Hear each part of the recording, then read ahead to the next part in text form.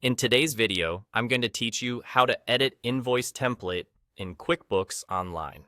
Customizing your invoice is a simple way to make your business look polished and consistent, and it also helps customers understand exactly what they're paying for. I'll walk you through the process step by step and share a few tips so you get it right the first time. First, open QuickBooks Online and go to the gear icon at the top right. This gear icon is your gateway to settings and customization. Click it to open the menu. Next, select Custom Form Styles. This is where QuickBooks keeps all of your templates, including invoices, estimates, and sales receipts. You'll see a list of styles you've created, along with which one is currently set as your default. Then, find the invoice template you want to modify and click Edit. This opens the invoice editor. From here, you can control the look, the layout, and the message your customers see.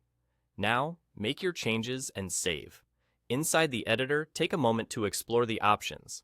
Use the design section to add or update your logo, adjust colors to match your brand, and choose a clean, readable font. Small tweaks like spacing and alignment can make a big difference in professionalism. In the content area, review the header, the table, and the footer. Make sure your business details are accurate and easy to read. Turn on or off columns like quantity, rate, or SKU, depending on what your customers expect to see.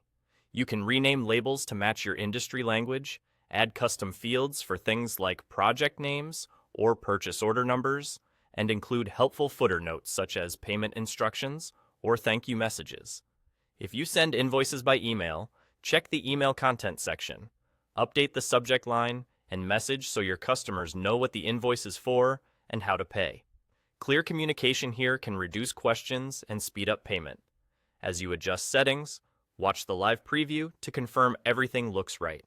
Verify that currency, date format, and tax settings appear as intended. When you're satisfied, click Save or Done to apply your changes. Don't forget this step. Saving locks in your updates so they show up on your next invoice. That's all there is to it.